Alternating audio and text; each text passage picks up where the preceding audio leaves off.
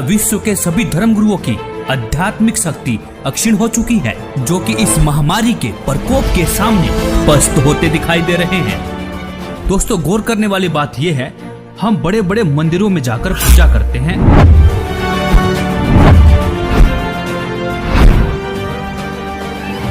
मस्जिदों में जाते हैं, तीर्थ व्रत उपवास करते हैं, धर्मगुरुओं से दीक्षा लेकर भक्ति भी करते हैं। आखिर किस लिए? अपनी रक्षा के लिए ना। और दूसरी तरफ हिंदू धर्म के प्राचीनतम और आधारभूत सदग्रंथों में से एक ऋग्वेद के मंडल नंबर 10 के सूक्त 161 पर परमेश्वर के गुणों में लिखा हुआ है, यदि किसी रोगी की जीवन शक्ति समाप्त हो, यदि वह सीमा से भी परे हो गया है, यदि वह मृत्यु के सन्निकट चला गया है, तो भी उसे मैं भारी कष्टप्रद रोग के पंजे से मुक्त कराऊं तथा उसे शतवर्ष अर्थात 100 वर्ष के जीवन हेतु बल संपन्न करूं। दोस्तों, यह सुन आप यह भी कहेंगे कि यह तो किताबी बातें हैं, ऐसे कैसे हो सकता है? लेकिन दोस्तों, सच में ऐसा संभव है। वीडियो देखते रहिए, आगे बताएंगे भी और प्रमाण भी दिखाएंगे। यदि भगवान ऐसे लाभ नहीं दे सकता तो पवित्र वेद भी झूठे पड़ सकते हैं। एक तरफ विज्ञान फेल है तो दूसरी तरफ अध्यात्म भी। ऐसे में अध्यात्म पर भी सवाल उठने लाजमी है, क्योंकि वेद तो भगवान के गुणों का यह गुणगान करते हैं, कैसा भी रोगी क्यों ना हो, परमेश्वर उसे ठीक कर 100 वर्ष की आयु प्रदान करता है। तो आखिर क्यों इन धर्मगुरुओं के पास जाकर भक्ति करने से हमें इस महामारी से राहत नहीं मिल रही है? क्या यह धर्मगुरु आपके अनमोल जीवन के साथ खिलवाड़ कर रहे हैं? क्या इनके पास कोई आध्यात्मिक समाधान नहीं है जो जनता के कल्याण के लिए सामने नहीं आ रहे हैं? एक सच्चे संत की पहचान तो संकट के समय ही होती है, क्योंकि प्राचीन समय में जब राजा और प्रजा पर संकट आता था, तब संतों की कृपा से ही समाधान हुआ करता था। परमेश्वर की भक्ति तो निरोगी काया और सुख शांति के लिए की जाती है। और इसी संदर्भ में कबीर परमेश्वर जी ने भी कहा है कि संत शरण में आने से आई टले भला, जय भाग्य में मृत्यु हो तो कांटे में टल जा। मतलब यदि मृत्यु भी होनी हो, कांटे जैसे दुख में मृत्यु टल जाएगी। दोस्तों, ऋग्वेद से साबित हुआ कि परमेश्वर की शक्ति के सामने विज्ञान शून्य है, क्योंकि जिस परमेश्वर ने मानव को बना चलाया, क्या उसे स्वस्थ करने में समय लगेगा?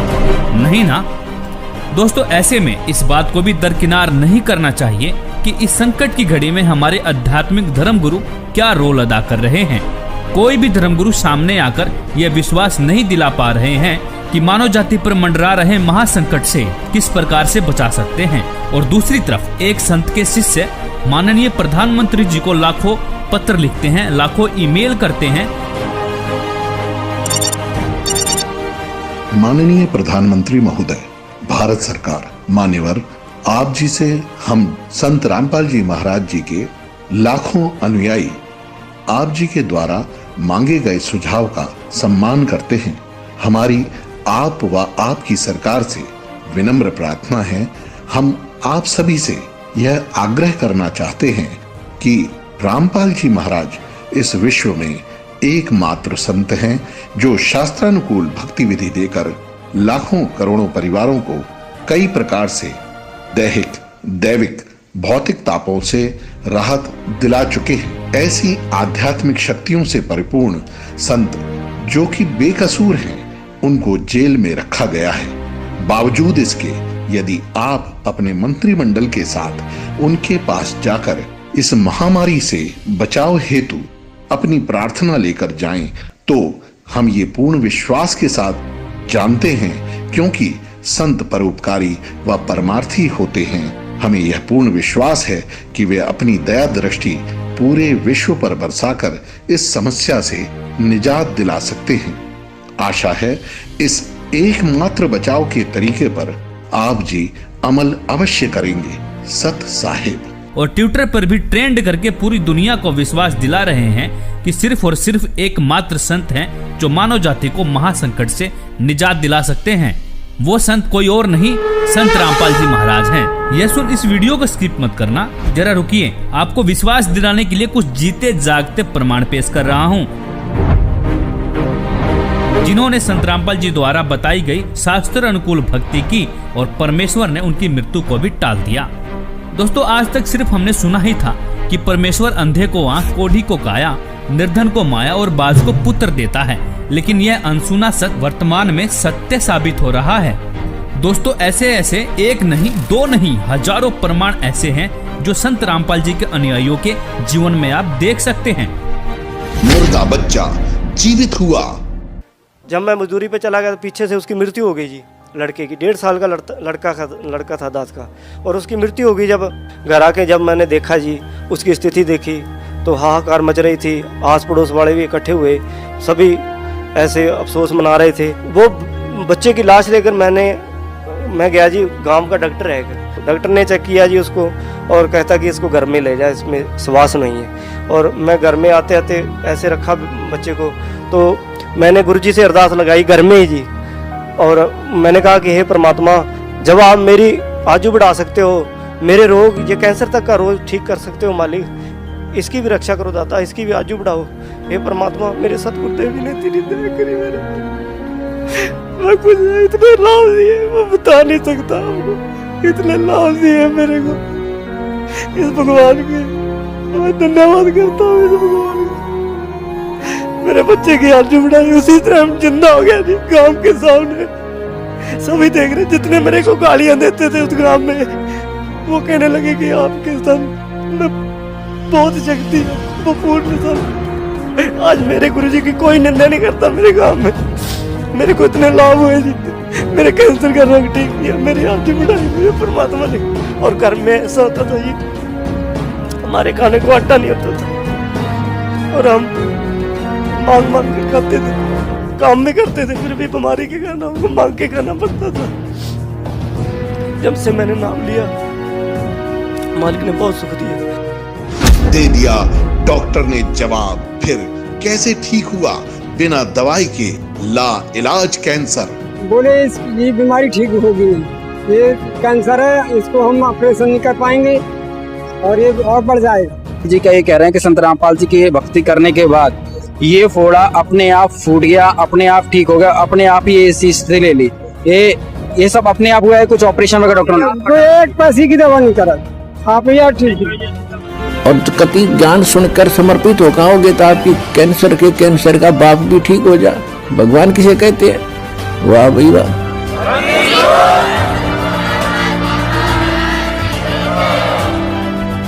मुर्दा हुआ जिंदा। पत्नी के भाई थे, उन्होंने बताया कि आपको तो डेड बॉडी हो गई थी। जिस समय डेड बॉडी, उस समय पूरे हॉस्पिटल में मतलब ये विषय का रहा कि वो ख़त्म हो चुका, और हर जगह मतलब ये बता दिया गया कुलवंत दास जी मृत घोषित हो गया। मेरे घर में आना जाना, रोना धोना हो गया था। ठीक 1 घंटे बाद जब मुझे पूरी तरह होश आया, तो फिर मैंने अपनी राम कथा सुनाई कि मुझे उस वक्त ऐसा महसूस किया कि हकीकत में ये हुआ कि 3 दूत आए और मेरे प्राण लेकर सबसे पहले मुझे गणेश जी, ब्रह्मा जी, विष्णु जी, शिव जी तथा माँ दुर्गा देवी के लोकों से पार लेते हुए काफ़ी दूर ले गए। आखिर में मैं जाता हूँ, आखिर जब मंजिल पे पहुँचता हूँ, ऐसा मुझे महसूस हुआ ये सतलोक, मिनी सतलोक ही है। तो वहाँ गुरु रामपाल जी महाराज जी एक सामने खड़े थे।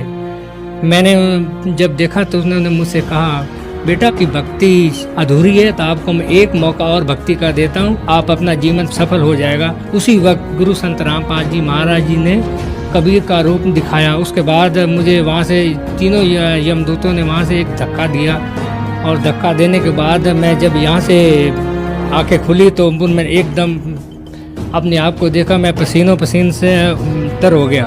तो मेरे पूरे पीठ पे नीले निशान पड़े थे।